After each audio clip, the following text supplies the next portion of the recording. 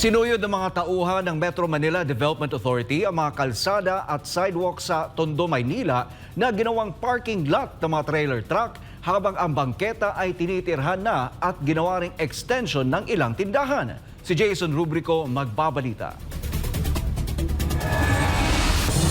Naabutan ng MMDA ang tinitirhan ni Mang Teodoro na nakaharang sa sidewalk sa kahabaan ng Honorio Lopez Boulevard sa Tondo, Maynila. Aniya, napilitan lang daw siya na manirahan sa may bangketa na utos na rin aniya ng barangay.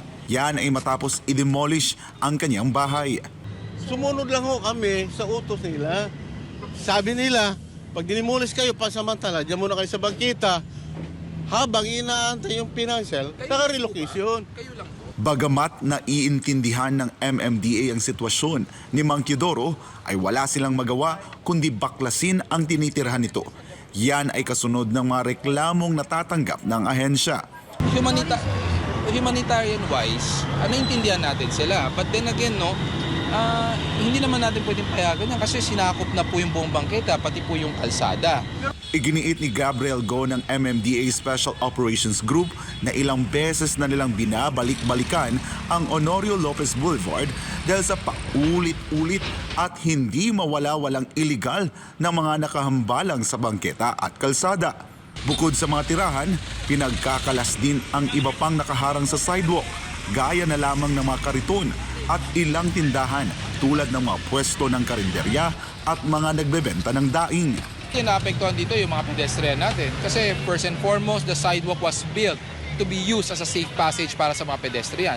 Kung ito ay mayroong extension ng, let's say, ng negosyo, extension ng mga karinderya, even a mere garden, nahambalan po yung passage ng ating mga kababayan. Hinatak din ang mga sasakyan na iligal na nakaparada sa kahabaan ng Honorio Lopez Boulevard. Sapul rin sa operasyon ng MMDA ang trailer trucks at delivery vans na ayon sa ahensya ay matagal nang nakatiwangwang sa nasabing kalsada. And it's very crucial for this boulevard to be cleared because yun nga po, dinadaanan to ng mga malalaking truck, mga commodities.